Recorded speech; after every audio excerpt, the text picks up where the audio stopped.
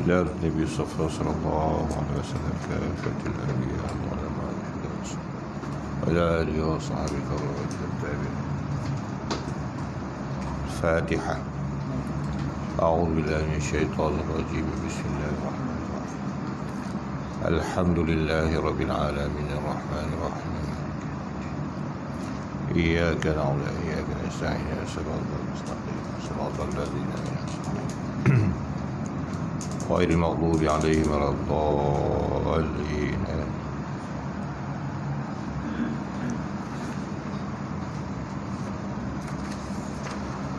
بسم الله الرحمن الرحيم. الحمد لله رب العالمين والصلاة والسلام على أشرف الأنبياء والمرسلين وعلى آله وصحبه أجمعين. سبحانك لا علم لنا إلا ما علمتنا إنك أنت العليم الحكيم. رب اشرح لي صدري ويسر لي أمري واحلل عقدة من لساني يفقهوا قولي.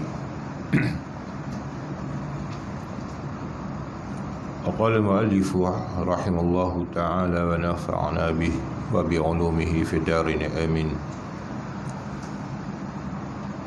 باب الزكاة. باب زكاة. Masuk kita pada bab zakat, antara bab yang terpenting dalam rubu' ibadah kita. Pertama sekali, makna zakat. Perkataan zakat, zakatun. Perkataan zakat itu daripada asalnya, daripada bahasa Arab.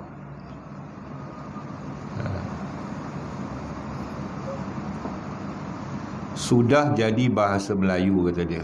Berubah, bertukar, atau diambil dalam bahasa Melayu atau dimelayukan. Jadi zakah dan zakat. Dalam segi bahasa, zakat ini ada dua. Satu, zakat maknanya sembelihan. Itu tak masuk dalam bab. Tapi sini zakat yang bawa manasa bawa erti lain. Baik, maknanya pada lughah, makna zakat itu pada segi bahasa subur. Maknanya terjemahan makna dia adalah subur, barakah, berkebajikan. Di bubur situ banyak kebajikannya, dan suci. Itu makna dia. Jadi dalam satu perkataan bahasa Arab ni kadang-kadang bawa banyak maksud. Baik, dengan penggunaan istilah zakat tadi ni dibawa ke dalam hukum, maka dia berubah daripada makna subur, barakah, banyak kebajikan atau suci. Dia tak ambil pada segi makna terjemahan, tapi dia ambil pada makna istilah. Dan maknanya, makna zakat pada syarak, iaitu nama bagi qadar yang tertentu daripada harta yang tertentu yang wajib diberikan kepada orang tertentu. Itulah makna zakat. Dia nama yang diletakkan, yang dilabelkan kepada kadar tertentu. Kadar zakat. Zakat dia ada kadar dia, ada kadar tertentu. Harta pula, kadar tu pada apa? Harta yang tertentu, yang wajib diberikan pada orang yang tertentu. Kita tengok pada ta'rif ini ialah pengenalan. Ta'rif ni pengenalan diri zakat tu. Hukum hakamnya akan datanglah, tapi dia terkandung makna dalam tu. Macam mana nak dapat kadar tertentu? Ada syarat-syarat dia. Harta tertentu, ada harta-harta yang disebutkan akan dipelajari. Itu kata ta'rif. Ta'rif ni dia pengenalan yang merangkumi keseluruhan makna sesuatu bab tu.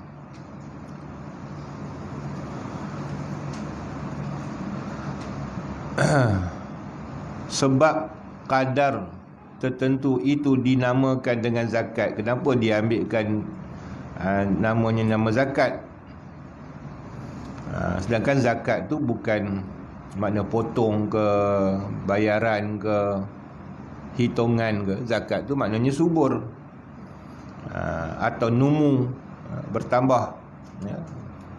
Dalam istilah makna zakat bermakna numu, bertambah. Kerana harta jadi bertambah dengan barakah, maka diletakkan di situ namanya. Jadi kadang-kadang nama tidak menggambarkan diri satu, dia senama je lah, letak nama.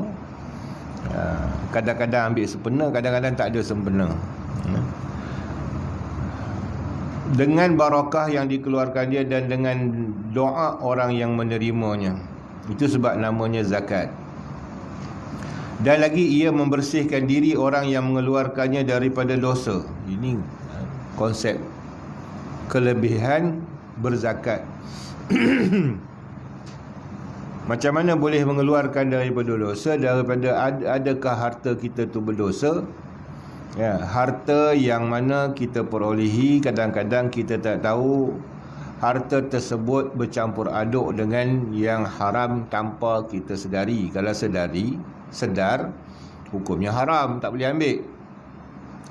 Ataupun harta tersebut ada hak orang lain. Orang yang tak keluarkan zakat, harta dia terhutang dengan orang yang sepatut dia bayar zakat, maka dia berdosa. Ya, jadi bila dia keluarkan zakat, habislah hutang dia, tuntutan wajib tadi, maka sucilah zakat tu, menyucikan harta dia, maka menambah suburkan dengan sebab hasil daripada perbuatan tersebut, iaitu menunaikan zakat, maka tambahlah barakah hartanya. Okey, jangan salah faham. Sebahagian yang orang dia salah faham konsep Islam ni. Kadang-kadang dia dengar ceramah sekerat, ambil dalam bab-bab tertentu, dengar kelebihan-kelebihan. Jadi dia kata, saya ni kerja dengan satu syarikat yang mana bercampur aduk jual arak dia. Contohlah kedai makan ke, kedai runcit ke, atau supermarket ke. Jadi dia kata gaji dia bercampur aduk antara halal dan haram. Jadi cara selesai masalah, kata dia nak keluar zakat lah. Jadi sucilah harta dia. Tu tak. Harta yang haram tidak boleh disucikan dengan zakat. Harta yang haram ditinggalkan, dia tak boleh ambil. Tapi ada ramai yang berpahaman, orang awam yang berpahaman gitu, dia hentam makan habis yang haram, akhirnya dia bayar zakat, dia kata suci. Sebab dia kata zakat tu menyucikan harta, dia faham gitu. Ini salah ni, konsep salah, fahaman yang salah. Ya. Sebenarnya harta yang terkandung dalam pemilikan kita, dia ada hutang dengan orang, iaitu zakat. Kemudian dia ada bercampur gaul dengan yang haram yang kita tak ketahui. Ya, contoh kita kata macam mana yang kita tak tahu, yang tak boleh elak.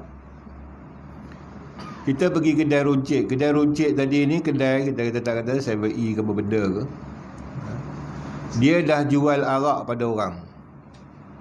Jadi dengan hasil jualan arak tadi, duitnya haram. Contohnya RM10. Duit tu dah masuk dalam laci, duit haram. Ya. Kita pula pergi beli barang, dia bagi baki, dia ambil daripada RM10 tadi. Duit tu duit haram. Ya. Bukan hasil yang halal. Jadi walaupun dalam hukum fiqahnya benda kita tak tahu dan yang bercampur aduk tu kita kata banyak, ya, maka ada keringanan dalam hukum fiqah dan tak wajib kita soal siasat. Ni duit kamu bagi ni, hak kamu jual arak gitu. Contohlah. Maka kita dah mengambil yang haram tanpa kita ketahui. Dengan zakat ni lah yang membersihkannya. Itu masuk kata haram. Tapi kalau dia ambil gaji daripada yang haram, dia berjual beli dengan yang haram, dia jadi cashier, itu tak boleh dipadam dengan zakat. Dosa tetap dosa lah. Okey.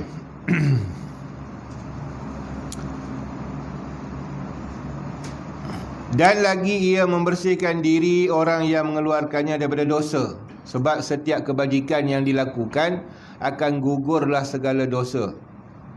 Jadi termasuklah zakat, orang sedekah. Sedekah sunat pun gugur dosa. Kita bersedekah sunat tu menggugurkan dosa-dosa kecil. As-sadaqatu tudfi'ul khati'ah. Yang dia kata sedekah itu dia memadamkan, menghapuskan segala kesalahan dosa kecil. Kalau yang sunat menghapus dosa kecil, yang wajib lagi lah menghapus segala dosa. Jadi dengan keluarkan zakat menghapuskan dosa. Sebab tu namanya az-zakah. Kalau orang tanya relevan kenapa dinamakan dia zakat. Dan daripada dendam oleh mereka yang berhak menerimanya. Orang yang fakir miskin, yang utamanya fakir miskin lah, yang kaya raya terima zakat. Ada juga dia ambil asnaf dia. Tapi yang ke fakir ni dia dendam. Dia tengok harta orang tak bagi zakat, tak keluar, dia akan rasa dendam sebahagiannya. Apatah lagi kalau dia pergi rumah orang, dia minta, orang dulu dia minta zakat. Akhaza min mali. Jadi zakat ni boleh minta, boleh. Fuqaha meletakkan dua hukum yang masyhur sekarang ni, yang kata akhaza minhu, dia ambil daripadanya pada orang yang punya zakat, orang yang wajib keluar zakat ni, iaitu pemerintah, ulul amri. Maka ulul amri boleh memerintahkan amilnya untuk kutip setiap rumah. Dulu amil datang setiap rumah ambil zakat. Sebab dia kata akhaza. Begitu juga asnaf, dia yang perlu nak makan, dia tak ada benda nak makan, dia boleh minta atau ambil zakat daripada tempat orang kaya. Tapi sekarang tak berlakulah. Cuma orang yang nakkan zakat, dia pergi ke Baitul Mal. Dia tak pergi rumah-rumah orang kaya dah. Situasi dah berubah, suasana dah berubah ikut zaman. Dengan malu, segan. Rumah orang kaya pun security dia, bukan main lagi nak ketuk pintu tak masuk dah. Tak boleh dah. Kalau kita gambarkan zaman dulu, dicerita dalam kitab-kitab lama, kisah orang kaya-kaya zaman dulu ni ada ada orang pegang rumah, jaga rumah dia, tak bagi orang masuk apa semua. Sekarang ni security tutup pagar rapat, tak boleh masuk. Jadi suasana nak memohon zakat jadi dah jadi sempit. Kalau ikut boleh, dia pergi minta. Jadi akan menjadikan orang yang tak nak bayar zakat ni setelah diminta jadi dendam. Maka dengan dia membayar zakat tu, hilanglah dendam orang pada dia. Apatah lagi orang yang harta banyak ni, orang dengki, orang cemburu. Bila orang cemburu, dia buat macam-macam lah. Tapi kalau kita hulur sikit kat dia, dia hilang cemburu dia tu. Okey, yang mana ia zakat itu menjadi saksi bagi kesahihan iman. Salah satu daripada tanda-tanda iman orang bayar zakat. Tanda iman seorang tu dia sembahyang. Tanda beriman seorang tu dia berpuasa. Tanda iman seorang tu dia bayar zakat. Jadi tak boleh kata dia kafir, dia tak sembahyang. Dia tak sembahyang tak apa, kafir je, dia bayar zakat. Jadi ada tanda Islam. Sebab dia melaksanakan satu perintah daripada perintah Islam, dia dah Islam. Cuma Islam fasik kalau tak sembahyang. Istilah fasik lain, istilah iman lain. Iman tetap beriman lah, Islam tetap Islam, tapi dia jatuh kategori fasik kalau tak sembahyang, atau gagal melaksanakan perintah Allah, ataupun melanggar segala perintah Allah. Okey. Habis itu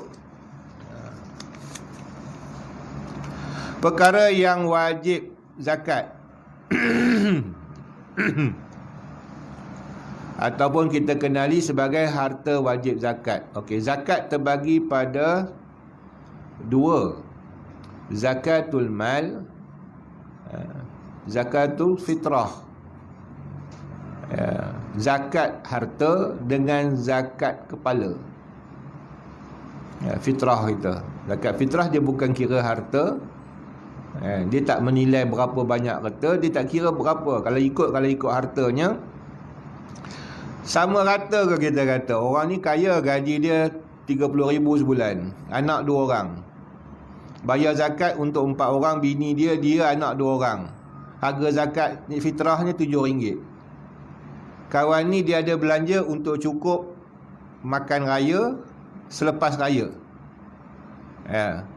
sampai habis raya tu dia cukup belanja makan, ada baki, dan bakinya cukup untuk bayar zakat, wajib jatuh bayar zakat. Dan kan habis daripada dia bayar zakat, dia raya sehari, habis duit dia. Dia jadi orang yang terima zakat pula. Contohlah, tetap bayar RM7. Dia bayar 7 hubang lah, dia duit tak banyak. Orang tu kaya, patut bayar 700 kalau kita punya ukuran lah. Tak, sebab dia bukan harta, dia mengambil daripada setiap kepala. Itu beza zakat fitrah dengan zakat harta, zakatul mal. Jadi dalam zakatul mal dia ada beberapa harta sahaja yang wajib zakat. Ini berlaku ikhtilaf ulama mutaqaddimin dan juga mutaakhirin. Ini benda yang sangat sensitif isunya adalah bab zakat. Berkelahi ulama, bergaduh ulama, ulama pondok dengan ulama kontemporari, sangat bertelagah dalam perkara ini. Saya cuma boleh menghuraikan, nak selesai masalahnya wallahu alam. Cuma kita anggapkan al-ikhtilafu bainal ummah rahmah. Kita anggap gitulah. Perselisihan pendapat di antara umat itu adalah rahmat.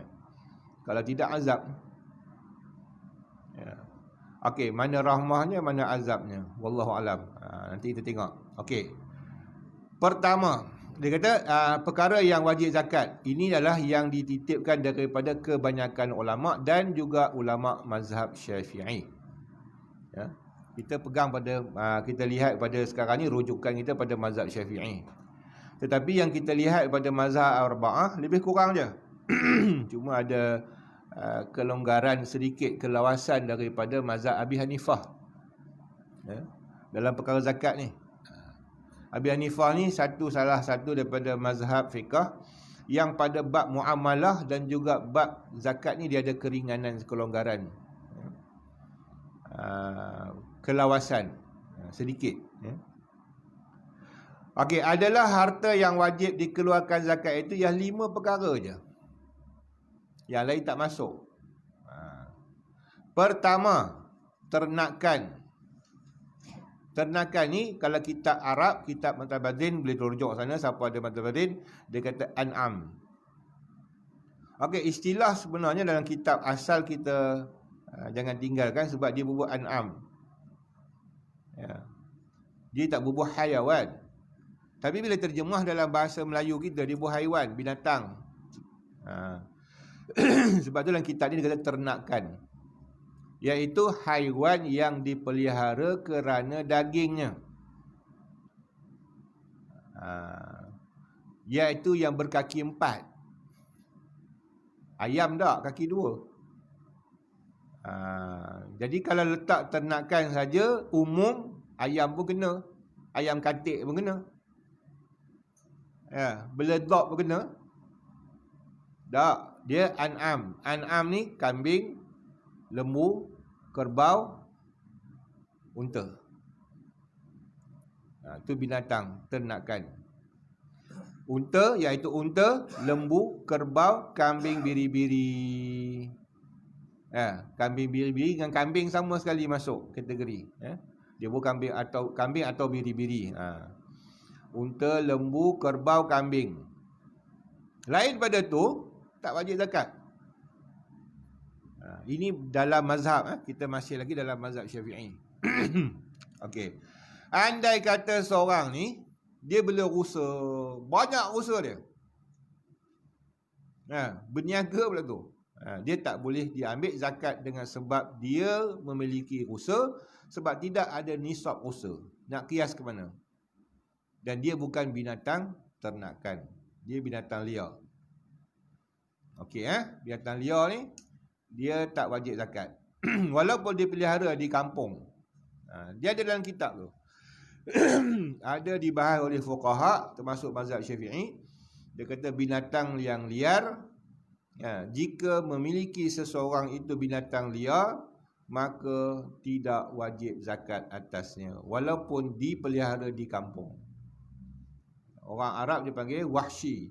Binatang liar ni binatang wahsy, himar wahsy contoh. Binatang kampung dia panggil ahliyah. Binatang bela. Okey. Jadi tak wajib. Ustaz kata dia. Ada juga orang ikut logik. Dia kata kalau gitu untunglah orang jual rusa. Rusa sekilo RM70 ada. RM30 paling murah. Tak jumpa dah sekarang ni. Harga lembu pun RM30 sekilo. RM70 sekilo kata dia. Ya, dia dapat untung banyak lagi. Okey. Kita tengok jauh sikit. Kita jangan condemn mazhab.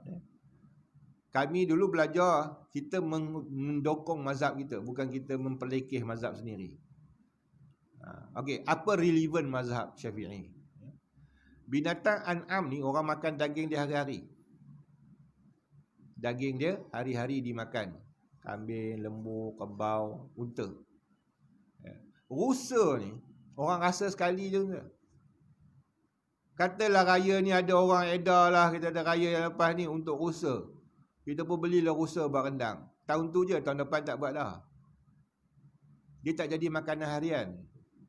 Walaupun harga dia mahal, orang tak buat gulai rusa hari-hari, makan daging atau seminggu sekali. Tapi kalau daging kambing, daging lembu, lainlah orang darah tinggi, itu cerita lain. Dia makan hari-hari. Dan juga kambing ini, kenapa dia masuk kategori zakat? Sebab dia adalah makanan yang mengenyangkan bagi orang Arab. Sebab tu orang Arab makan nasi, dia tak kenyang. Sebenarnya dia tak kenyang, dia cepat lapar. Dia makan roti kenyang. Tapi kalau dia makan dengan kambing, dia kenyang. Sebab tu dia makan nasi dengan kambing. Kambing pula seekor bagi 4. Sebab tuan-tuan nak tahu, daging lembu ni, kita makan dia je sekilo seorang. Jangan makan, orang Melayu sekilo makan satu family. Nasi yang banyak, lauk ada kita cubit sikit-sikit. Mana nak kenyang? Memang tak kenyang lah, cara makan kita tak sama. Tapi orang putih dengan Arab, dia makan daging pejal tu. Sekilo seorang tu, kira sikit lah bagi dia. Lain masalah dia diet. Orang Arab dia makan seekor kambing 4 orang. Sebab dia kenyang. Lepas tu dia kenyang lah. Dia tak payah makan apa dah. Kenapa ayam tak jadi? Ayam tak jadi. Orang Arab makan ayam tak kenyang. Perut dia. Dia tak pejal. Dia punya daging ayam tu dia cepat hancur dalam, dia cepat hadam dalam perut. Dari daging. Dan daging ni dia banyak hasil khasiat dia. Dia akan menambah darah, pertumbuhan dalam badan. Jadi sebab itu relevan ni tu. Rusa ni satu cari payah. Bela susah hidup. Makanan dia pun susah cari. Macam mana nak zakat kan? Dan dia bukan kesukaan orang setiap hari. Orang haja rasa je, nak rasa. Macam terlandak apa semua tu. Nak rasa je, lepas tu tak mau lah. Tak adalah pula teringin makan rusa setiap bulan. Tapi daging jangan. Kadang-kadang orang dia tak boleh seminggu sekali mesti makan daging. Dia nak rasa, dia lain. Sebab tu dia ada, kalau kita pasaran pun daging rusa yang harga RM70 dengan lembu, orang pilih lembu lagi.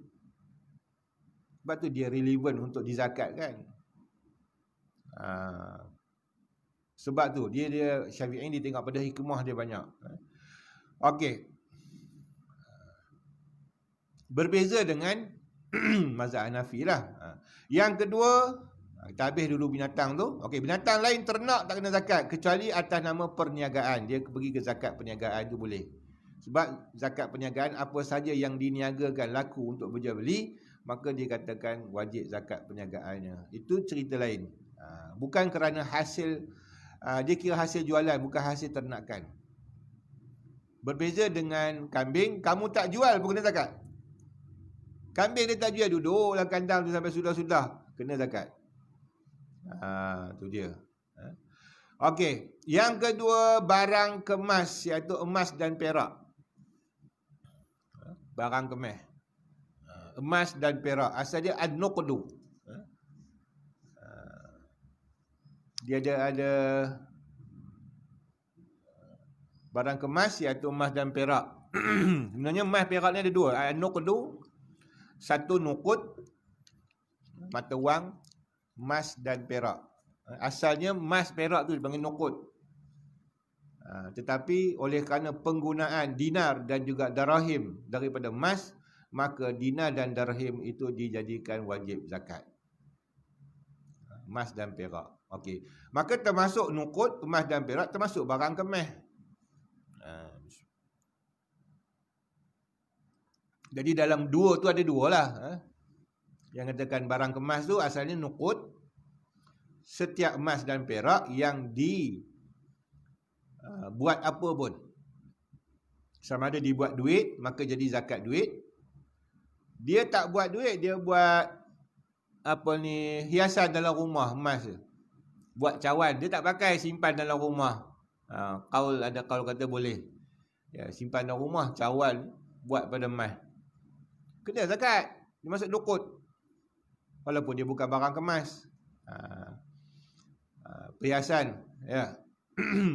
Dan termasuklah barang kemas, al-hul, barang kemas wajib zakat. Cuma dalam masalah zakat barang kemas nanti kita bahas. Ni cerita kategori dulu.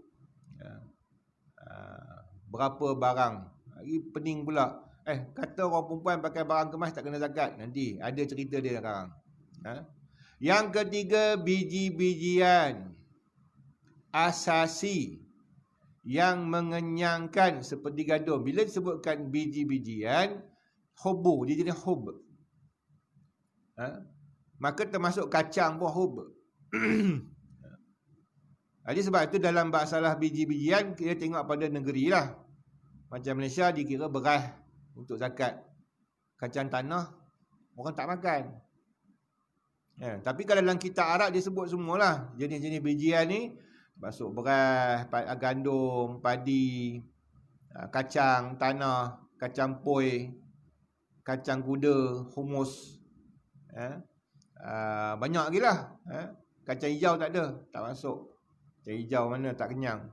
Orang Arab tak jumpa kacang hijau. Kacang hijau ni Melayu je tanam. Tak tahu pasal apa negeri Arab tak ada kacang hijau. Jadi ikut kacang hijau sedap jugalah. Arab tak ada kacang hijau. Kacang apa tu termasuk humus, termasuk juga dal. Kacang dal, parpu. Parpu tu Arab panggil apa? Saya lupa dah. Adas salihah wa basalihah. Adas, parpu. Parpu kan duk wajib zakat bagi orang yang makan dia. Kerana bagi mereka, dia makan tu kenyang. Macam orang Arab makan kacang poi.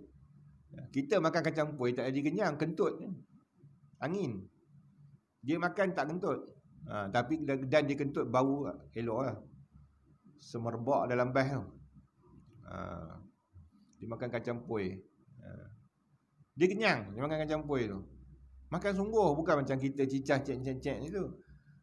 Dia makan macam kita makan bubur. Tengok dia cicah roti tu. Tu.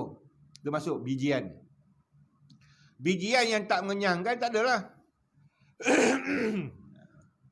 Tak semualah. Jagung. Jagung bagi dia makan kenyang-kenyang.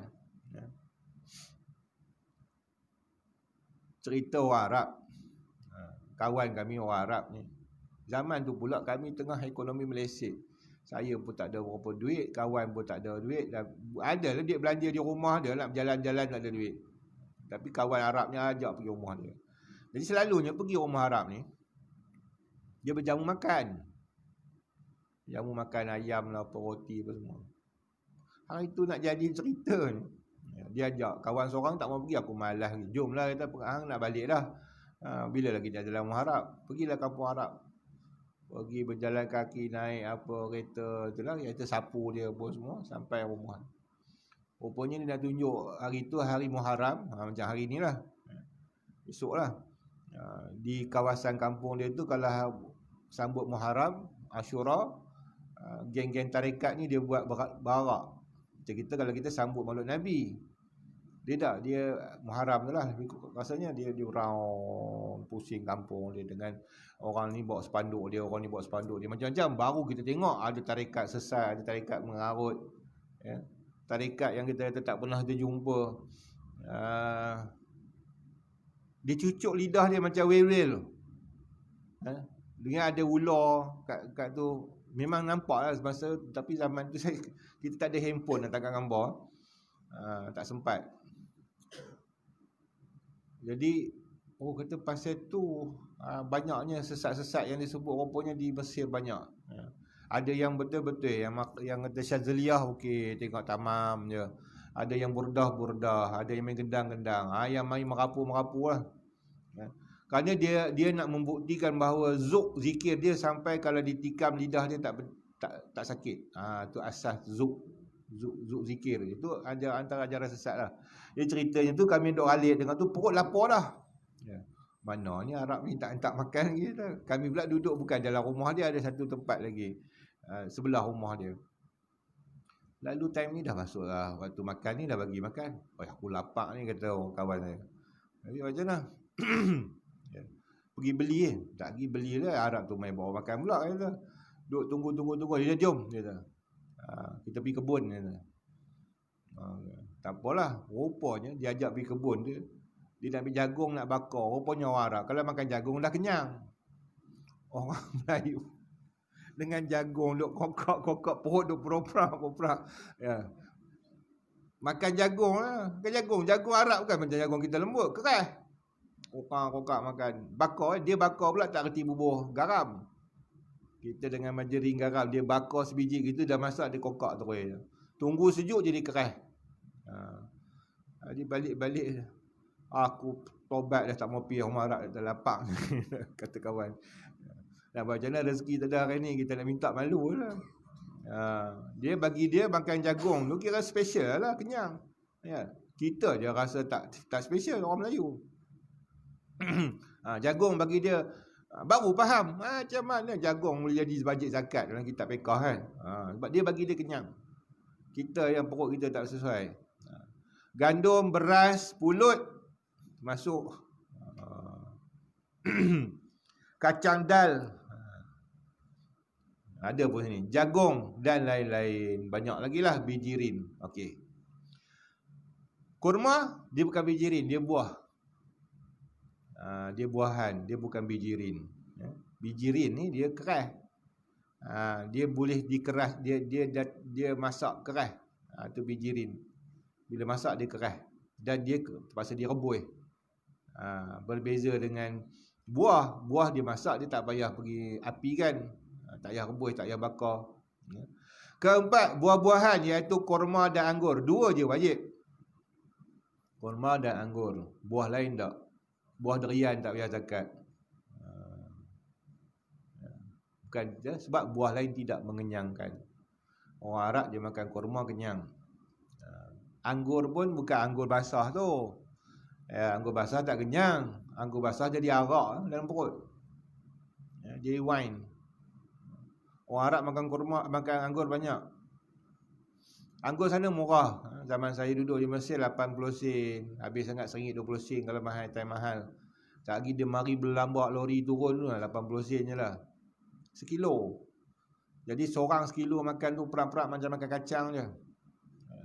Bila dah makan banyak, dalam perut tu jadi wine. Bangkit pagi, mulut busuk macam orang minum arak.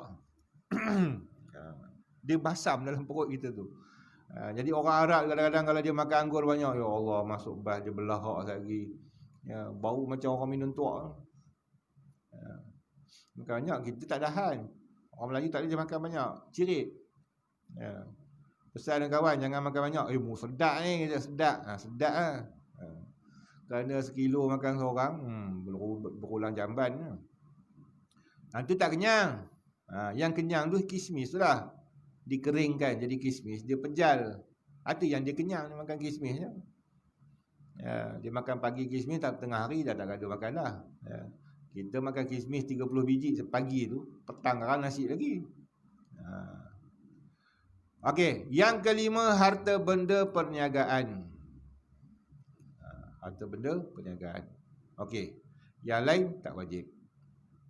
Maka timbul dalam masalah ni kita bahas dulu. Okey. Kalau kita tengok dalam pusat zakat Selangor, pusat zakat Perak, dia tak sebut. Antara je Selangor lah, Selangor, pusat zakat kebangsaan, ya. Dia letak kategori zakat tu banyak, ya. Hinggakan getah pun wajib zakat, sawit wajib zakat, minyak petrol wajib zakat, ya. Sehingga dalam buku kafar pun ada tersilapnya, dia letakkan harta yang wajib zakat ni termasuk harta galian. Sini tak sebut, ada satu lagi tambah harta galian. Sebab dia masuk nukut tu, emas perak tu dia kira yang tu sekali. Saya sebut dia dua bukan tiga. Barang kemas, nukut, harta galian. Harta galian. Termasuk rikas harta apa ni, rikas apa? Harta korun, harta yang tenggelam dalam tanah. Tapi emas perak lah. Masing-masing mazhab nukut. Jadi dia pecah empat situ. Jadi dia letak situ dalam buku kafar tu, harta yang wajib zakat ialah harta galian. Antara galian emas perak, kemudian minyak petrol. Saya kata ni salah ni. Kalau saya bagi tahu ustazah saya, yang ni tak betul ni, bagi tahu dulu dah, ni bukan mazhab kita. Mana pula petrol masuk galian? Galian ni emas perak. Ni kadang-kadang ustaz asatizah ni dia pakai ikut bukan tarikh syar'i. Dia pakai bahasa, dia mengaji bahasa Arab, dia tahulah. Dia kata galian, dia terjemah galian tu pada bahasa Melayu. Ma'adin. Jadi dia kata masuklah petrol. Woi, petrol tak wajib zakat lah. Okey, kalau katakan istilah hari ni kerana apa banyaknya zakat yang diletakkan, sawit wajib, ada yang kata getah pun wajib. Alasan pertama kerana hikmah. Kata mereka, kalau tidak diwajibkan zakat pada sawit, nampak macam zalim kata dia. Sebab orang yang tanam sawit kadang hasilnya banyak, ya, tapi tak dizakatkan sampai kaya raya. Orang yang tanam padi sikit tapi kena zakat. Jadi macam tak adil. Okey. Dalam masalah, sebab apa jadi begitu? Sebab kita nilaikan harta tersebut dengan duit.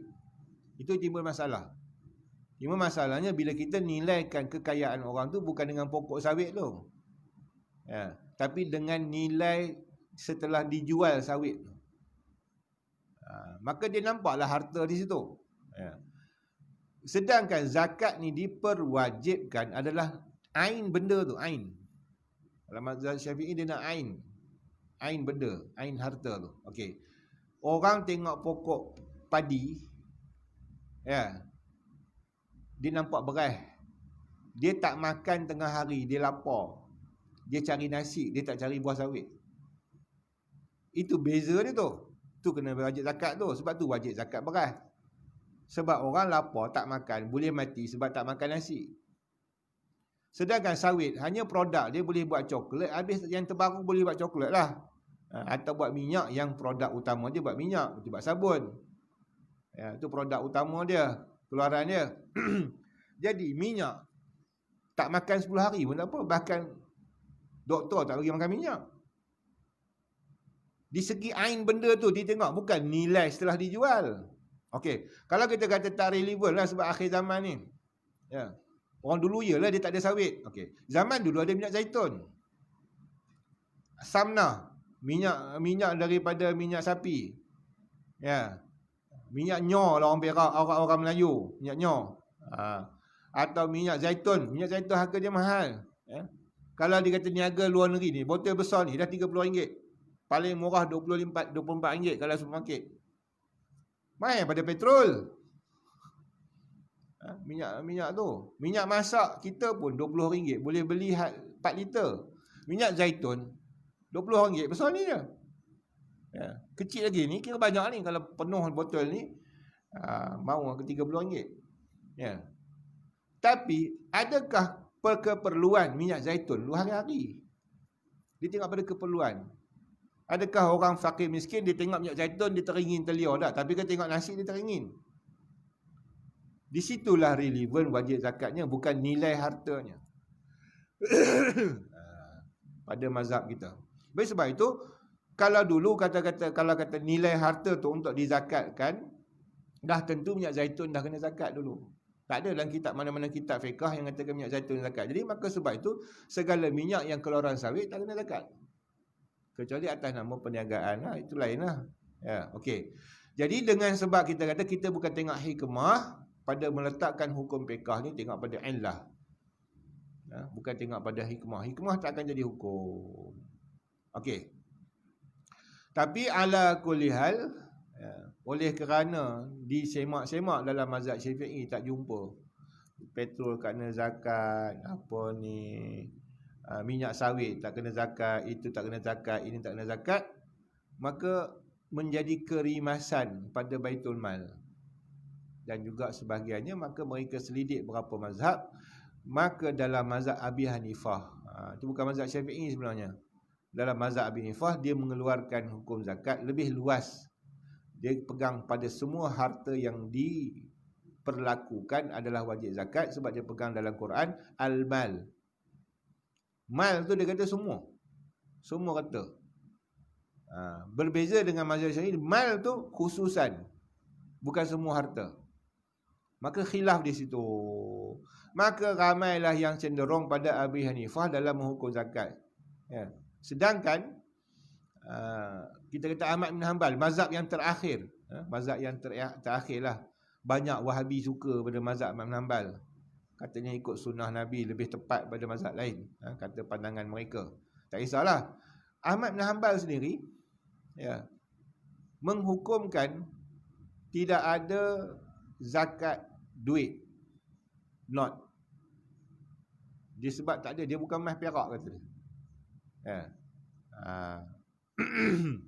Mazhab dia tak boleh, tak keluar, tak ada. Mazhab Abi Hanifah yang kata wajib bayar zakat duit kertas, bank note. Jadi oleh kerana memandang pada maslahah pemerintah lah, ulul amri dia memandang pada maslahah. Kalau tak dikutip zakat pada orang yang kaya dengan sawit semua, dia kata sumber kekayaan mereka tak salur pada fakir miskin. Jadi maka diambil pada pendapat Abi Hanifah, diperwajibkan. Tapi ikut mazhab Syafi'i tak juga. Kalau kita faham itulah, maka berlakulah kelahi ulama yang berpegang pada kitab turas, masih berpegang pada mazhab Syafi'i, tak nak pergi pindah permudahan. Sebab dia kata ada jalan lain lagi. Bagi Allah yarham orang tua saya, dia kata kita pegang pada mazhab Syafi'i. Tapi kalau nak ambil juga, kata orang, gunakan maslahah dengan bukan hukum syarak. Mana? Cukai. Kerajaan boleh mengambil cukai pada rakyat jika orang tu kaya. Jadi kita gunakan saluran yang ulul amri boleh buat, yang syarak benarkan dia. Dia tengok orang tu ladangnya, ya, berpuluh-puluh hektar, beratus hektar, ya, zakat tak keluar pun, kereta mewah, orang ni boleh diambil cukai. Maka gunakan kuasa ulul amri, ambil cukai, disalurkan pada fuqara. Jadi ini tidak ada khilaf, boleh. Sedangkan kalau kita ambil zakat dekat dia, itu kita membina satu syarak baru yang tidak disyarakkan oleh Islam. Dia beza pandangan ulama dulu. Dia lebih halus, lebih teliti. Dia tak nak menghukum barang yang Allah tak hukum. Dia kata, kalau kita hukum sesuatu yang Allah tak hukum, kita berdosa. Baik kita hukum yang mana syarak bagi buat, ada jalan lain, boleh. Kalau orang tua saya, dia kata ambil cukai. Ya, nampak sangat dia kaya raya apa semua ni, ada harta, kita ambil atas saluran cukai, dia tak jadi jatuh hukum syarak. Tapi sedangkan kalau kita letak atas hukum syarak, satu, kita memandai-mandai, takutnya kita tak mujtahid, ya, dan kita taklid atas jalan bermudah-mudah, jadi susah sebenarnya. Ya. Dalam bab jual beli, kita banyak ikut Syafi'i. Dalam zakat kita ikut, nak kita patih keruh ada sebut, dia kata, kalau kita kata kalau nak mewajibkan zakat, dia kira yang ni harta. Ya. Dalam nak menghalalkan apa ni ribawi, dia kata tu dak, bukan emas perak, kata dia. dalam bab kita kata ada orang persoalkan kenapa wajib bayar zakat duit. Okey. Alasannya dulu kerana kedudukan dia daripada emas perak itulah yang bertukar jadi duit ringgit. Maka dihukumkan dia emas. Peringkat awalnya dihukum emas. Jadi bila dia hukum dia sebagai emas, nilai zakat dia pun ikut emas, peratus dia 2.5, maka ketika 0.25 0.25, maka hukum dia tak bolehlah jual bertangguh, tak boleh jual taksib, ataupun kita kata apa, mobil musammim muajjal, mana digantikan bayaran tadi ni dengan jual bertangguh, tidak cash. Jadi banyak kita dengan tanpa cash. Contohnya kredit card, tak cash. Sekarang debit card, debit bank pun tak cash. Kita tak ambil duit cash, kita main cantik je. Tiba transfer je. Transfer pun angka je, bukan duit transfer. Duit tu tak bergerak pun. Yang geraknya nombor, angka. Jadi kalau ikut dalam mazhab susahlah. Jadi sebab tu bila berlaku ketika mana ada keuntungan pada diri untuk mengaut zakat, maka dia ambil kaul yang wajib zakat. Jika ada benda tu yang memberatkan hukum pada pemerintah, maka dia cari kaul yang ringan, pemerintah tak payah buat. Yang ni yang syarak marah. Itu panggil talfiq dalam hukum. Jadi sebab tu ulama' dulu, ramai, bukan sedikit. Cuma bila ulama'-ulama' tua ni dah mati, habis dah wafat, meninggal, tinggal ulama'-ulama' baru ni makin cenderung kepada Syekh Yusuf Qaradawi, cenderung pada ulama'-ulama' contemporary. Maka sebab tu zakat ini dah jadi wajib semua dah. Tapi kalau ikut asalnya tak lah. Jadi terpulang, ada masalahnya. Jadi kalau yang terbaiknya, macam mana disarankan oleh orang tua saya lah, kalau betul kau nak wajibkan zakat, pada benda yang tak wajib zakat, gunakan cukai. Tak salah pun. Dia ada dalam hukum yang diberikan. Jadi kita tak berlaku perkhilafan, berijtihad sendiri, walaupun kata dengan fatwa. Wallahu a'lam bissawab. Tentu kita ada mufti, kita ada jawatan kuasa fatwa, mereka lah yang menentukan masalah tu. Kita hanya baca kitab je lah, nak bagi tahu. Jadi sebab tu sampai sekarang berkhilaf lah orang baca kitab dengan orang yang contemporary, kerana ada masing-masing dengan asas masing-masing. Sehingga kan Abi Hanifah ni memang dalam bab zakat ni dia luas. Tu orang suka dengan Abi Hanifah. Saya baru terbaca tadi dalam masalah harta lain daripada harta yang wajib zakat ni, dia kata tak wajib kecuali Abi Hanifah. Abi Hanifah kata hingga kan kalau ada orang tu ada kitab, so beri banyak kitab, ada kitab, dan kitab tu bukan pada orang ilmu. Kalau kitab tu milik orang berilmu, orang yang kata-kata bidang ilmu ni, maka tak wajib zakat. Tapi kalau kitab tu milik orang yang bukan ilmu, dia tak reti baca kitab tu, simpan je. Ramai orang macam tu, baca kitab tak reti, simpan je atas lemari, wajib zakat bagi Abi Hanifah.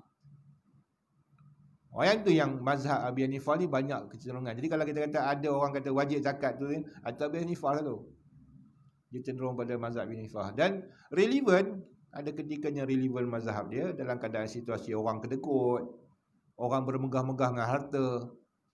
Ketika tu boleh pegang pada mazhab dia. Ulul amri lah yang boleh berkuasa untuk ubah tersebut. Yang mengangkat khilaf adalah ulul amri. Kita tak boleh lah. Kita mana boleh angkat khilaf. Okey, habis cerita situ. Zakat ternakan dulu, letak situ ternakan, maka dibahaskan tentang zakat ternakan 9.30. Wallahu a'lam, nanti kita bahas tu.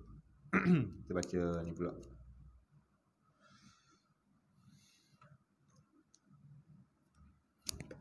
Allah, terlepas tu.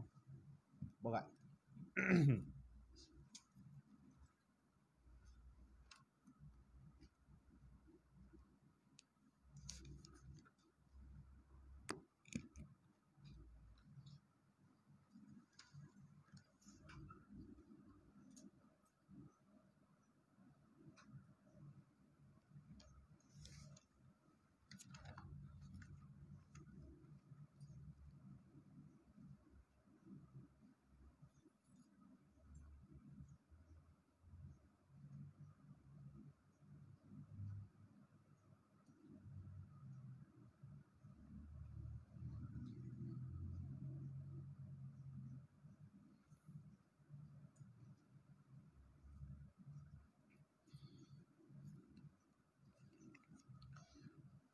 94.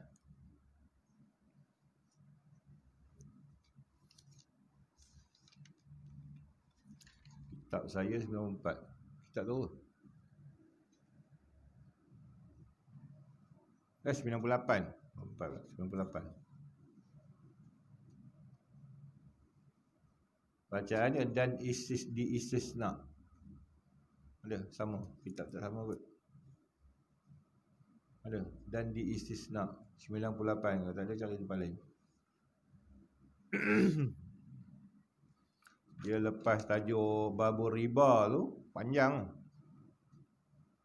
Babur riba ada satu muka surat lebih baru jumpa di istisna. Baru baris. Kira baris panjang kira tu.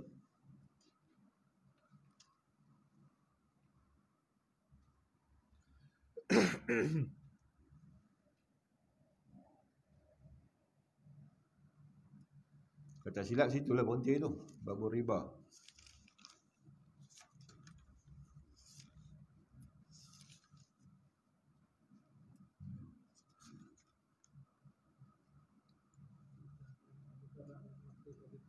Ha?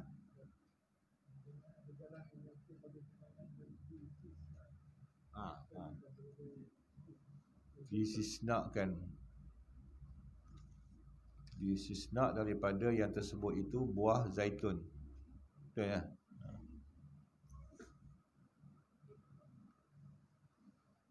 Tak Rumi. Jumpa tak Jawi.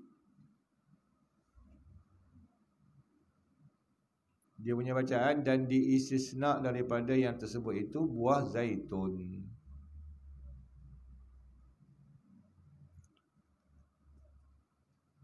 Kalau kitab ni dia belatas mungkin 97 kot. Dan diistisna daripada tersebut itu buah zaitun kerana ia tidak kering.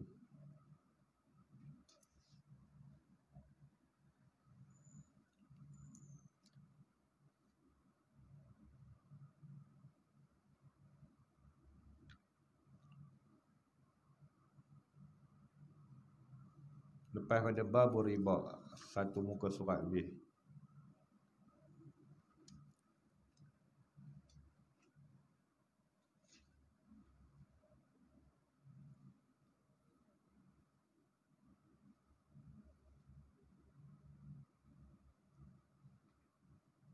Ada?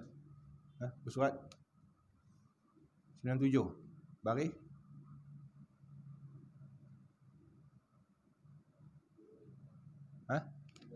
Tiga baris, 7 baris. 7 baris daripada bawah muka 97, kitab yang tidak ada border.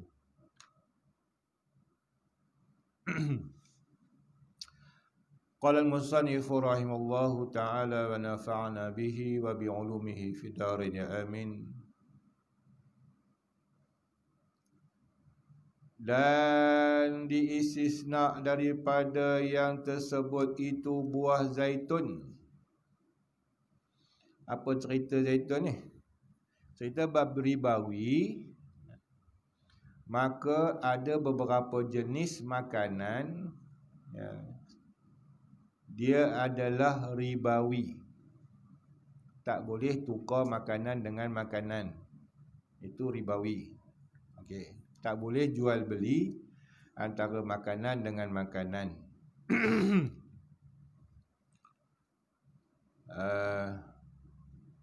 Sebab tu apa ni Ustaz Ibrahim,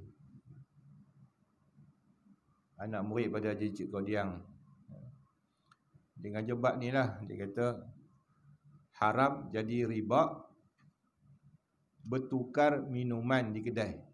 Contoh dia kata seorang minta Nescafe Ais, seorang minta teh ais.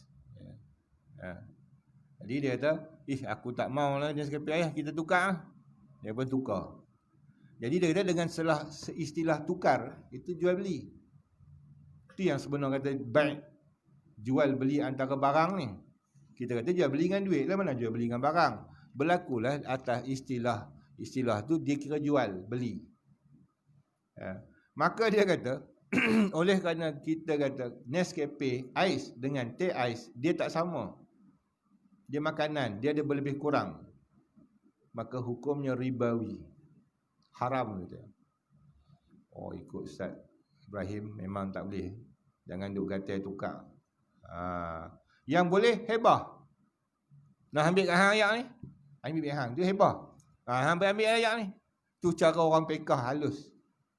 Dia jangan sebut istilah tukar. Bila tukar tu maknanya baik. Wasyirak. Orang Banjar pun akan sebut nukar pak kata. Nukar tu maknanya jual beli. Beli apa? Nukar apa? Jadi bertukar itu yang dimaksudkan dalam kitab ribawi ni. Sebab kita jarang. Mana ustaz meh beli dengan meh? Orang tak belilah dengan meh dengan duit. Memanglah situasi sekarang kita beli dengan duit. Tapi kalau tukar tak boleh.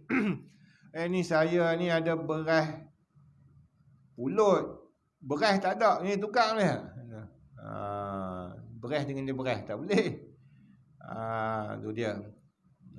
Itu jaga atau berhutang jadi riba. Sebab tu berhutang jadi riba. Sebab berhutang tu dia kira macam menukar. Tetapi dia bertangguh. Okey, kita hutang satu botol air contoh je lah. Satu botol air hutang. Nanti dia bayar botol yang jenis juga. Maknanya kita kalau secara cash kita tukar, ambil botol ni, orang dia ambil botol baru bagi kita lain. Itu secara cash. Tapi bila berhutang, bagi dulu yang ni. Berapa masa baru dia bayar balik. Dia zaman jual beli juga tu. Sebab tu hutang ad-dain dia masuk dalam bab al-buyu'. Jadi takut-takut berlaku riba dengan sebab berhutang. Dia masuk benda makan ni. Mai aku hutang gulai hang je. Gulai ayam seketul hutang. Bayar balik dengan gulai ayam tak boleh. Dia tak akan, sebab dia benda masak, dia tak boleh bertangguh. Jadi ribawi. Itu yang jadi isu yang duk bising dalam viral. Viral ni macam tu juga. Okey. Soal jawab dengan apa ni Ustaz Zaidullah tentang jual trade in emas. Trade in emas, Jadi celaru lah. Dia pun ambil lakat sikit ucapan apa ni ceramah Ustaz Zaidullah, masuk dalam, buat dia satu poster, tidak boleh trade in emas, hukumnya haram, bla bla bla bla bla. Apalah. Tiba je keluar hukum. Jadi bila gitu duk pening. Selama ni duk buat, selama ni duk ni. Dia jadi celaru. Kena terang lah. Kita kena terang balik. Sebab tu suruh mengaji juga, kena belajar juga bab fiqh. Dia tak boleh soal jawab ni dia tak clear. Dia jadi masyarakat confused. Kecuali dia jenis masyarakat yang mufti keluar hukum haram, okey dia terima, senang. Tu senang. Dia percaya atas mufti, atas ustaz-ustaz ni yang dia boleh dipercayai. Dia kata haram, dia kata ni. Jadi senang. Masalah masyarakat kita tak, dia duk pustak benda tu. Ada orang petikai. Mana pula haram? Kalau macam mana kita nak makan pakai emas semua tu dah. Asal dulu kita cerita pasal apa haram. Sebab emas tidak boleh jual beli dengan emas. Dia tak boleh, jadi ribawi. Kalau tak sama jenis. Kalau sama jenis tak apa. Mana ada orang jual emas sama jenis. Jadi sebab tu berlaku bila dia trade in, dia tak jual lagi. Ni berapa ni rantai makcik ni? Rantai makcik ni 800. Ni nak ambil hak baru tu. Hak baru tu 1000. Tak apa, makcik tokok lagi 200. Dia jadi gitu. Jadi dia telah membeli emas dengan emas sebahagian lagi. Nilai 800 tu emas, 200 yang tambah cash duit. Mana yang dia beli 200, 800 lagi tu emas dengan emas. Sebab dia tak tukar dengan duit. Jadi untuk mengelakkan dianya, dalam grup kami adik-beradik begitu. Senang dia. Akad dulu. Ni saya jual emas gelang harga 800. Dah ambil 800 pun dalam poket. Betul tengok emas mana, ni nama berapa ni, tambahlah, bayar balik 800 tu, tambah 200, hilang dah ribawi dia. Dah confuse, senang cerita, takkan nak buat macam tu depan token tu, dia dah segan, jual kat situ 800, pergi kedai lain beli. Senang, nak ikut hukum syarak ke nak ikut hukum nafsu? Ikut syarak dia susah sikit lah, nak halalkan tu. Sebab dia tak boleh jadi ribawi. Dia nilai dia beribawi sebab emas gelang kita tak sama dengan campuran emas yang kita baru nak beli. Dia tak sama. Dia kalau beli nak sama. Kita mana tahu kandungan emas tu. Berapa banyak, kemudian campuran dia apa. Dia campuran emas. Emas bukan tulen. Emas gelang ni, hiasan ni dia campuran. Campur perak, campur tembaga sikit. Itu ada 916. 91. Jadi bila dia bercampur, kod mana pun dia kata peratus-peratus, dia bukan ukur banyak, ukur tepat, lebih kurang je. Jadi kadang-kadang ada berlebih kurang emas dan perak dalam tu. Jadi sebab tu takut jadi ribawi. Jadi kalau orang yang warak nak jaga hukum syarak, dia kena susah sikit lah. Siapa nak pakai hukum orang awam, dia malas nak ikut hukum syarak, dia terpulang lah. Ini pakai redha lah. Dia pegang hukum antara diminkum, iaitu daripada yang redha-redha pada kamu. Redha ke redha kira halal. Itu masalah lain lah, kita tak tahulah. Okey. Jadi sebab tu termasuk apa yang kita nak bahas di sini, hukum ribawi. Kena faham dulu makna ribawi dan apa dia harta ribawi, termasuk emas, termasuk makanan. Jadi bila makanan ni banyak jenis. Yang dimasak dah tentu tak boleh dah dia beli, bertukar-tukaran, sebab ada garam. Okey. Dan diistisna, kecuali kan makanan kan ni, daripada yang tersebut itu buah zaitun. Buah zaitun tak apa tukar, kerana ia tiada kering. Dia tak ada kering basah. Jadi tak boleh tukar buah korma basah dengan buah korma kering. Aku ada kering, aku ada basah, ukur 1 kilo sama 1 kilo, tak boleh. 1 kilo yang basah, dia lebih berat, lebih kurang kuantiti dia dibandingkan yang kering. Yang kering dah tak ada air. Ikan kering dengan ikan basah, mana sama? Ikan kering kadang mahal daripada ikan basah sebab dia bergaram, dia ringan. Ikan basah ni ada kandungan air lagi, apa lagi. Zaitun dia tiada kering dan sah dijual setengah dengan setengah. Boleh zaitun, antara jenis zaitun boleh tukar sebab dia tak ada kering, dia basah. Basah cuma beza je, basah berjeruk, basah tak jeruk. Cuma tak dibahas sini. Wallahualam kenapa tak dibahas ni, sebab mungkin pada zaman ni dia tak dijerukkan. Kalau ikut sekarang zaitun dia jeruk. Jarang orang Arab makan zaitun mentah. Tak boleh makan. Kita langsung tak boleh makan. Pahit berdengung. Pahit dia pahit. Zaitun ni buah pahit. Jadi orang Arab dia nak hilangkan pahit tu, dia garamkan dengan dijerukkan. Yang mana tuan-tuan tengok dalam kat Tesco dia jual zaitun tu, atau zaitun yang dibuat dalam pizza tu, itulah dia jerukkan. Antara jeruk zaitun yang boleh kita makan yang hitam.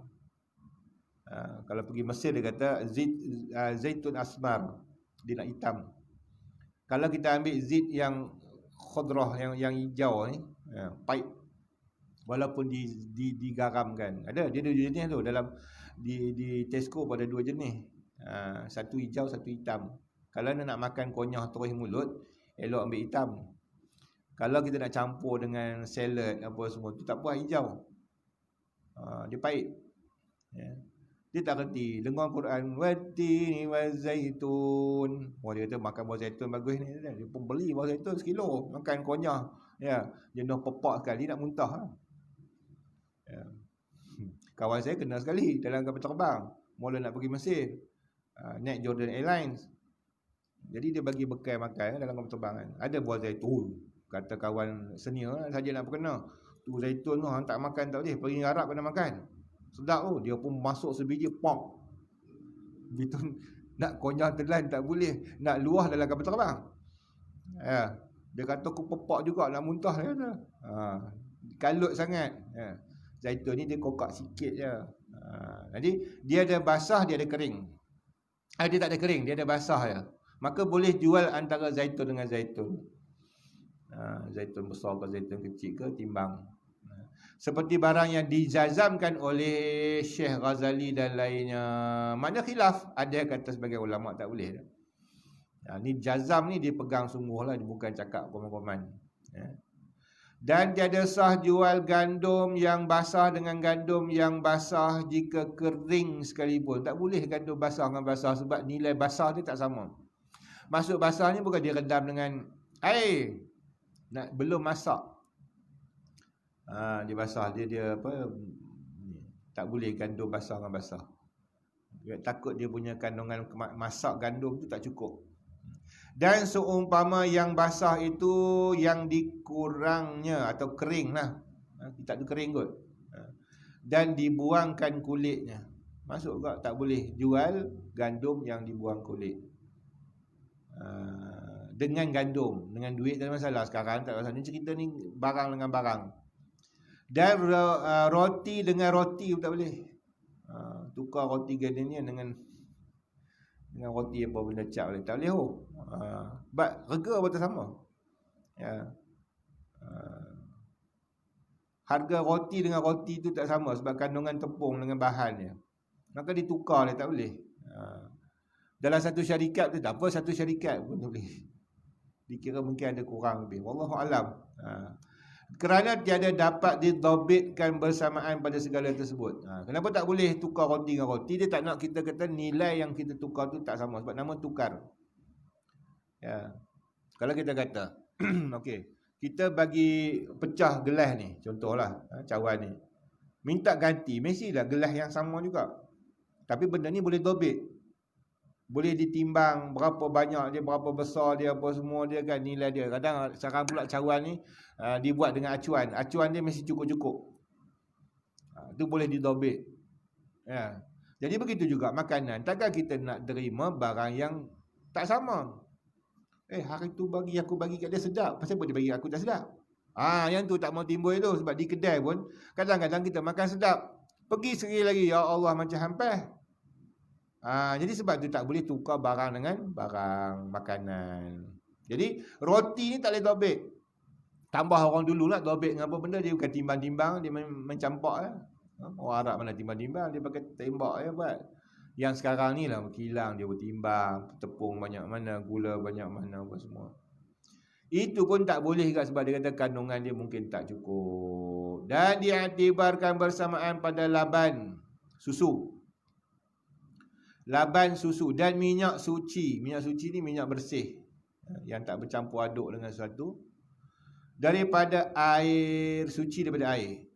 Minyak jangan campur air lah. Dan seumpamanya, maka sah dijual laban dengan laban. Dan minyak dengan minyak boleh tukar. Susu dengan susu boleh, walaupun dia jenis makanan. Jadi tak semua jenis makanan yang tak boleh. Sebab susu dia tidak ada beza kandungan, dia kira liter, boleh diukur sukat. Minyak dengan minyak. Tapi kalau minyak bercampur dengan air tak boleh, sebab dia kandungan air tu tak tahu berapa banyak. Adapun yang bercampur dengan air dan umpamanya minyak tu campuran dah, maka tiada sah dijualnya, tak ditukar. Ni kena faham balik, takut-takut ni buat live pula orang tu. Tak boleh jual minyak ustaz tu aja. Dia tak tengok belawai. Pening. Ni ceritanya minyak tukar dengan minyak. Bukan minyak tukar dengan duit. Minyak tukar dengan duit sekarang tak ada masalah lah buat duit. Dengan yang bercampur seumpamanya atau dengan yang sucinya kerana dijahilkan bersamaan. Sebab kita tak tahu ukuran sama tak minyak A dengan minyak B, minyak B dengan minyak A.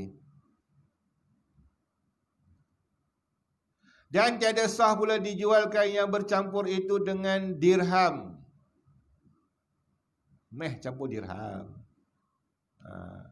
Dirham. Dan kerana bercampur itu menegah daripada ditahui akan yang dimaksudkan. Habis. Dan tiada memadai bersamaan pada jubun. Jibnun, jamak jubun. Jibnah. Orang Mesir kata jibnah. Keju, cheese. tiada memadai bersamaan pada jibun. Walaupun dia boleh sama tapi tak memadai. Sebab proses buat kiju ini dia pencampuran taraf, masak dia, lama umur dia, tarikh dia, itu menyebabkan kualiti keju. Orang jadi ustaz ni, jadi ulama ni, baca kitab, kena tahu semua. Kita tak tahu nak cerita kat orang ni. Sebab tu lebih keberkesanan ni kalau kita kata fiqah ni, orang yang dulu dia duduk Mekah lama. Sebab benda yang disebut dalam kitab ni banyak berlibatkan dengan orang Arab. Jadi dia tengok orang Arab buat apa semua. Sekarang ni dah moden, kita beli kat pasar raya lah, tak kerti lah. Dulu dia tengok sendiri mata kepala macam mana orang Arab buat. Jadi jangan orang sangkakan jadi ulama ni bodoh tak dia apa. Dia kena tahu semua. Sebab dia nak keluar hukum ni, halal tak halal, haram tak haram barang ni, dia kena tahu betul-betul benda tu. Bukan dia macam saya tahu sikit-sikit lah. Ni keju, ni cheese, ni. Tapi dia tahu sampai pembuatan dia tu. Macam hukum cuka kan. Ulama tu dia kena tahu apa dia cuka, macam mana boleh keluar cuka tu. Macam dia sendiri buat, baru dia keluar hukum. Sebab tu ulama dulu saintis. Tapi yang sesuai dengan zaman dia lah. Kalau zaman dulu, ulama tu adalah saintis. Dia tahu semua. Sampai kena hafal orat mereh, orat halkum semua tu dah kira masuk dalam biologi. Jantung apa semua, dia kena hafal lah nama-nama tu. Jadi doktor pun kena tak hafal. Dia hafal nama-nama anggota badan dalam bahasa Arab, kena hafal. Walaupun dia bukan doktor. Kalau kita tak lah. Pasal apa aku nak hafal nama-nama tu? Sebab dia nak keluar hukum. Jadi termasuk juga jubun ni. Kalau tak faham, kenapa dia tak boleh sah? Orang akan tanya. Kalau kita tak belajar sungguh, aku tak tahu, kita tak boleh. Sebenarnya fiqah ni dia, ulama yang bubuh hukum tu dia bukan macam tu. Dia kaji dah benda tu. Kenapa tak boleh keju? Tu kita wajib kita ikut ulama mujtahid tu. Sebab mujtahid tu maksudnya dia bukan duduk saja di rumah keluar. Berbeza PhD hari ni, dia cuma petik yang ada di almari tu. Ada almari kitab belakang petik, ulama ni kata gini, ulama ni kata gini, ulama gini. Dia tak bergerak keluar pun. Berbeza dengan ulama yang ni, dia keluar, dia tengok. Oh, ni macam ni orang buat keju. Ni macam ni orang ni. Ni pasal apa? Yang ni lain harga, ni pasal apa? Ni lain harga. Yang ni dia buat pada tahun 2020. Baru lagi nampak dia kuning elok. Yang ni 10 tahun dah Ustaz. Contohlah. 10 tahun dah. Berapa yang 10 tahun ni mahal? Lain. Dia kata lagi tua lagi mahal. Ada Jibnah Rumi dikenali oleh bahasa Arab Mesir, dia panggil Jibnah Rumi. Itu keju cheese daripada Rum. Rum ni yang pandai buat keju. Dia panggil Rumi. Keju yang berketul, dia bukan yang slice. Yang boleh sagat, boleh tu, itu panggil Jibnah Rumi. Rasa dia masin, pahit, bukan sedap. Berulat dalam tu. Sebab dalam kitab fiqh ada sebut, ulat dalam jibnah hukumnya halal. Kalau kita tak pernah makan benda tu, tak kerti nak cerita. Ada ulat. Memang dia berulat bertahun. Bertahun dalam tu. Dia rongga dalam tu, ulat makan. Sebab tu kalau konyang-konyang, pasti kena sekali. Jibnah Mesir tu dia slice dengan mesin. Bukan siap jual gitu. Ini murah. Mesir murah. Satu slice, 1 junai. Lebih kurang lah. Kadang-kadang 3 slice, 1 junai. Kalau dulu tak kerti nak buat pizza. Tak, sedap lah. Buat balik makan roti kepit. Makan-makan pahit.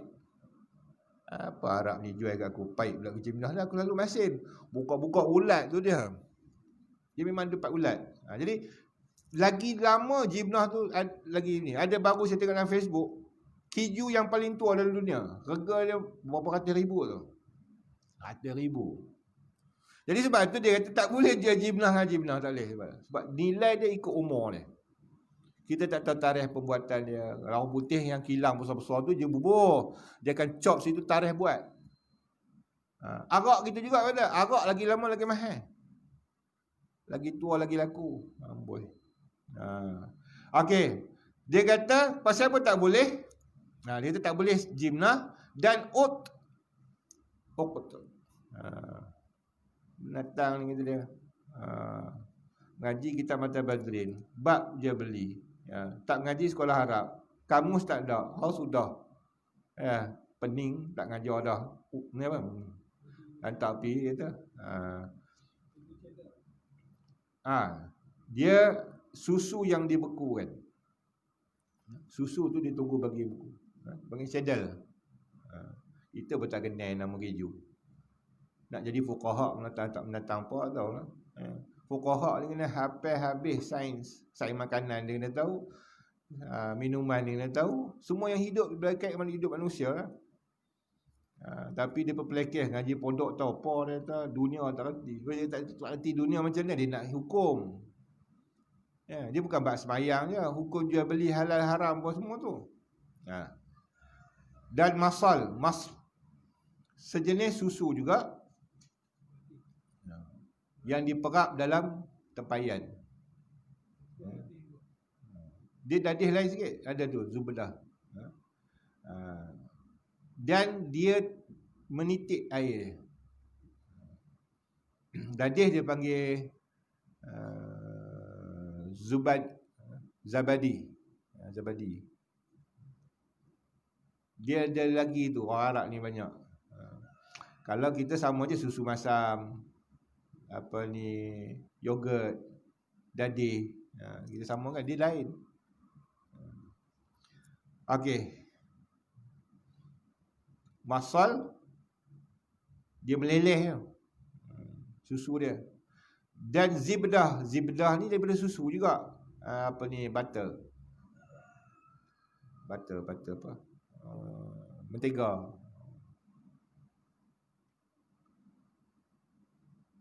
Dia semua daripada susu tu. Tapi yang paling sedap cheese. Pasal dia peram.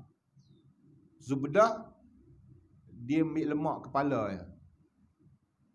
Minyak dia lebih pada hala ke minyak. Saya rasa kalau jubun ni ataupun jibnah cheese ni dia lebih kepada lemak. Lepas tu sedap makan, masak apa pun. Tapi kalau mentega butter ni dia rasa minyak meleleh gitu je. Dia ambil minyak. Macam mana dia proses pisahkan antara minyak dengan lemak tu, heran tu. Manusia ni punya lebat makan, dia hidup dengan susu dulu kan. Orang dulu hidup dengan susu, hari-hari minum susu. Sampai dia boleh pisahkan susu tu, yang ni jadi yogurt, yang ni jadi susu masam, yang ni jadi oat, yang ni jadi jubnah, yang ni jadi zibdah. Kerana jubun itu dia bercampur dengan infihah nama dia. Dia bercampur aduk. Dia bukan jadi gitu je. Dia campur dengan infihah, ragi. Bukan ragi untuk buat tapai, ragi untuk buat keju. Keju ni dia ada ragi dia. Jadi bila campur ragi tu, kandungan ragi tu tak sama banyak. Sebab tu dia tak boleh nak hukum.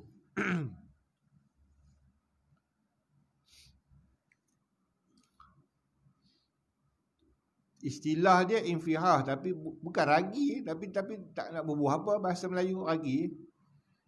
Bahasa Melayu kita buat ragi. Kalau ikut dia bahasa istilah dia sendiri infihah lah. Sebab dia kalau ragi roti tu dia tak panggil infihah pula, dia panggil khumur. Lain, Arab ni banyak bahasa dia. Khumur. Tapi bila datang dekat ragi nak bagi keju dah nama infihah. Nak hafal ni pun satu hal juga ni. Dan yang tadi kita sebut tu, Haji kata dadih, dia macam air yang datang daripada susu. Bercampur dengan garam.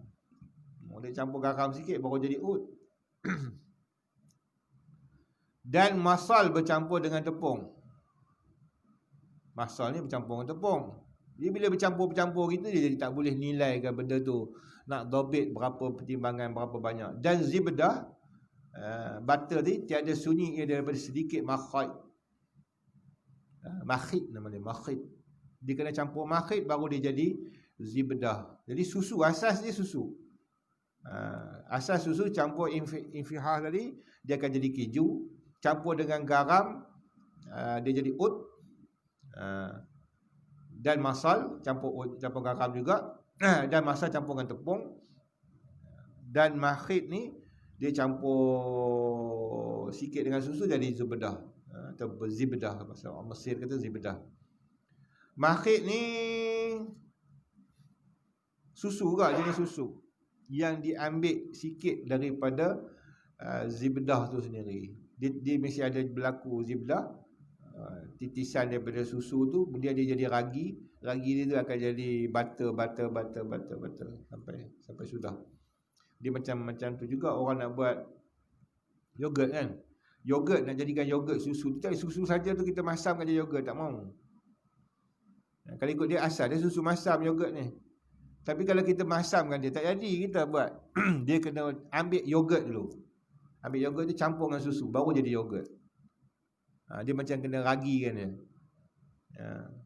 Ni manusia mana yang mula buat yogurt lah. Dia pada asal tu ragi tu macam orang buat tapai. Siapa yang buat ragi dulu? Ragi tu terusan sampai sekarang. Daripada air tapai dia ragi balik kot. Wallahualam, kita pun tak tahu.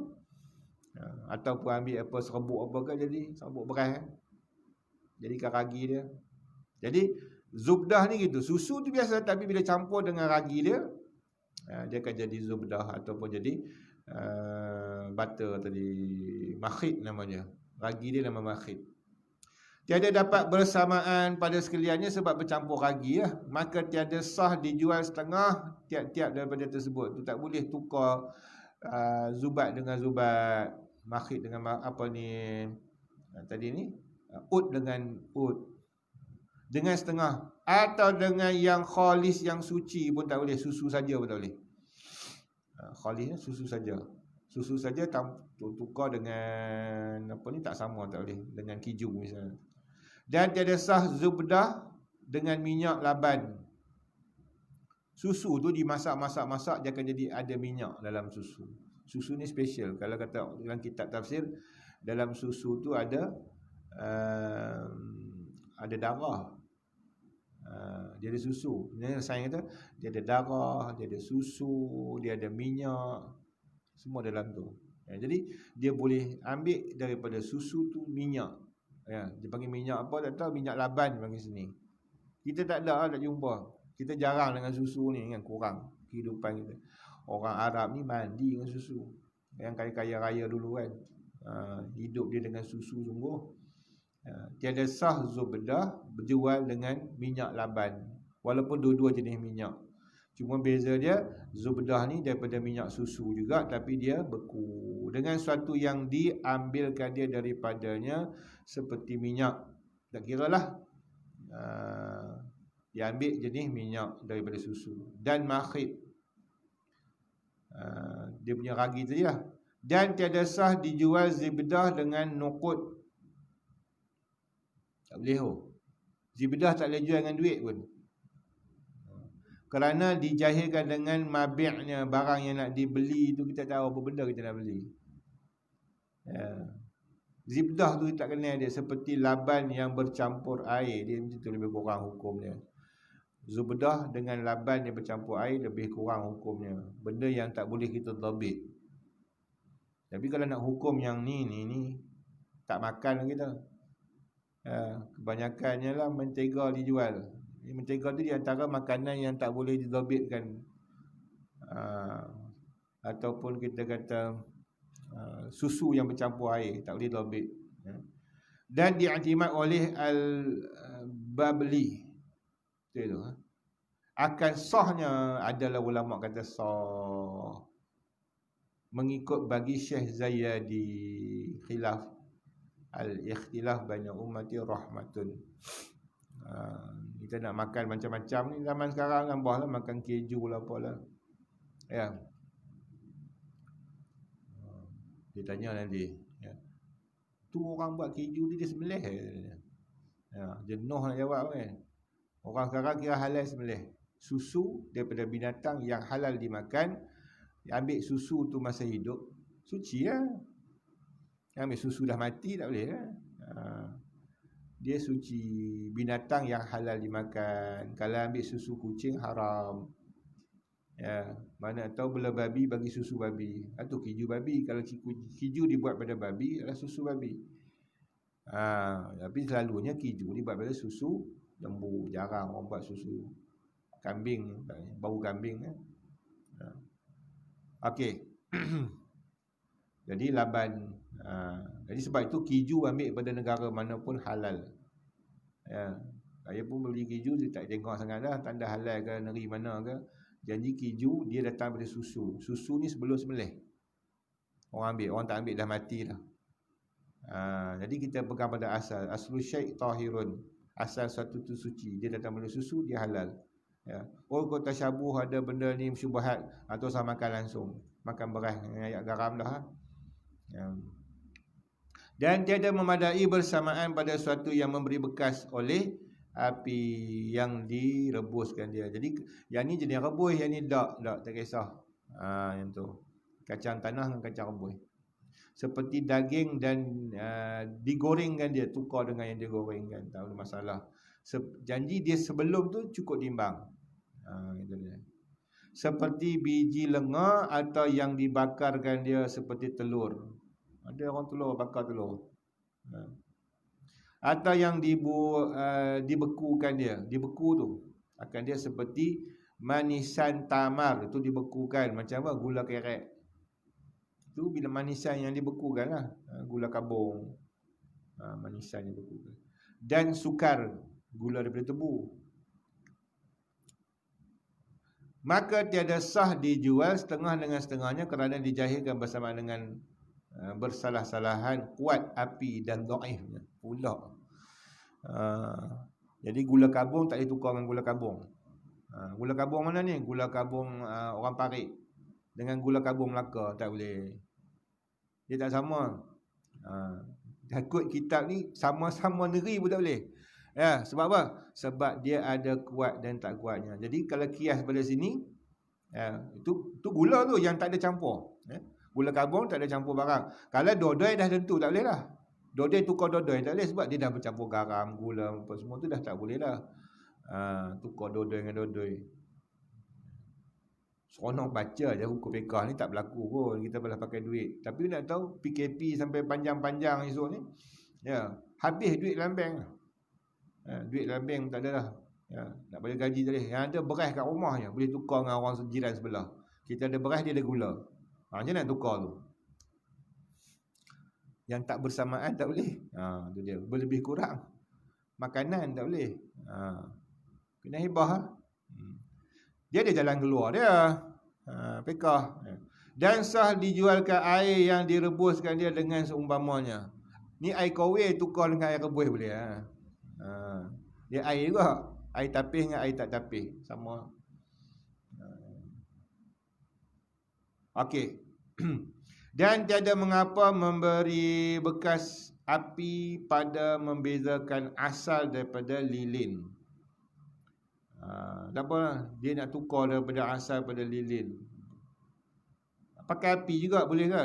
Pasal apa dia kait dengan api? Sebab dalam bab jual beli, jual salam tengok, tak boleh berjual barang yang digunakan masak dengan api.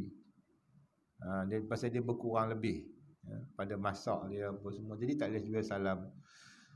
Kalau nanti bab salam kita jumpa bab tu. Jadi dia kaitkan sini lah. Dia masuk ribawi lah.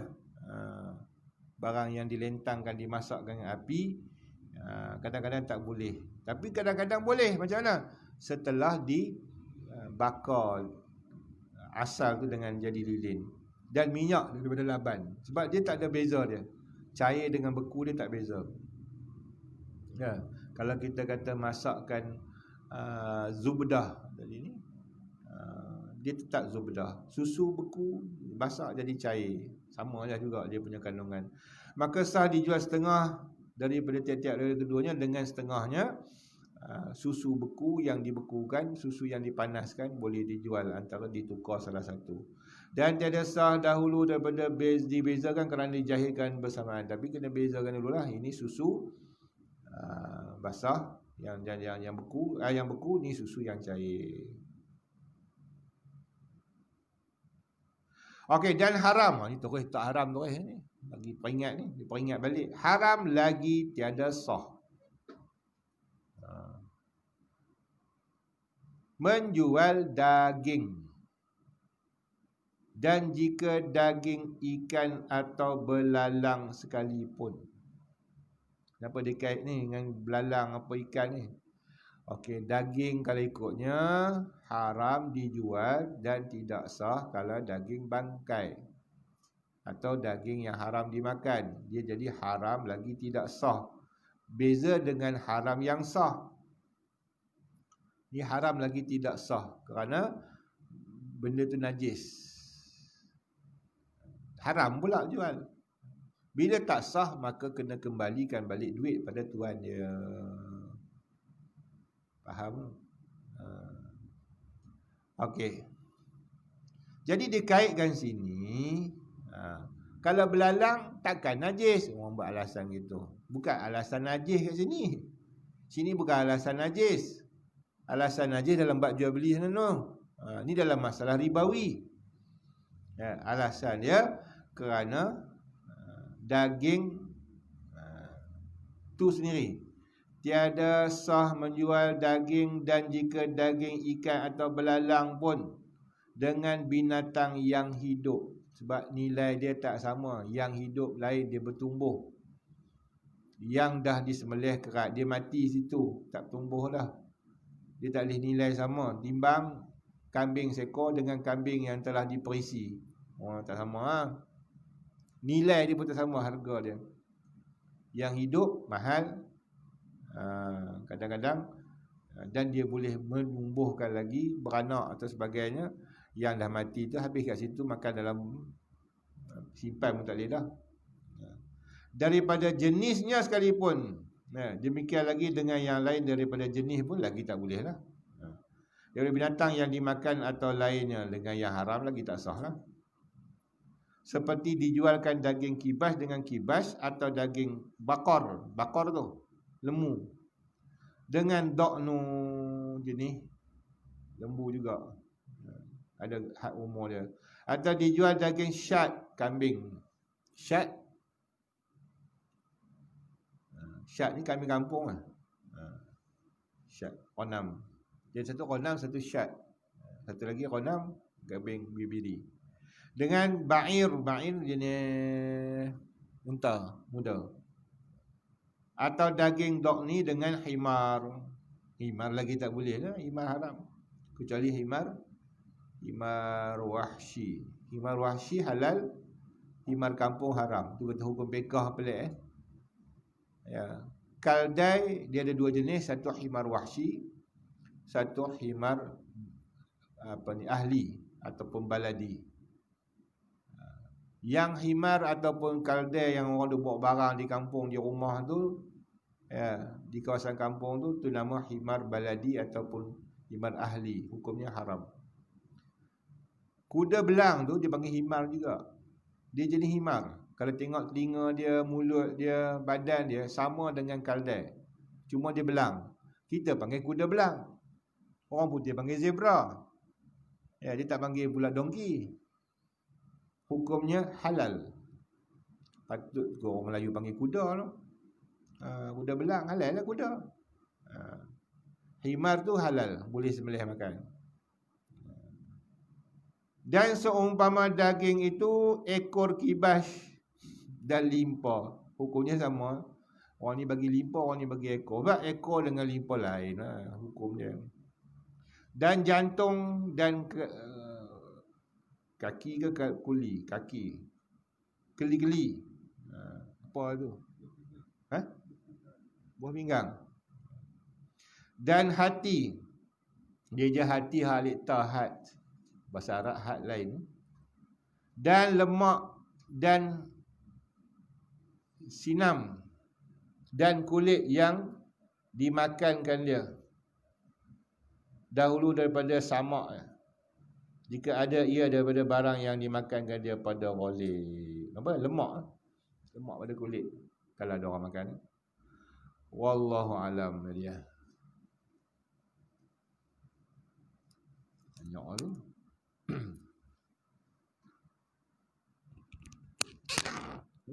Bulan tu licin.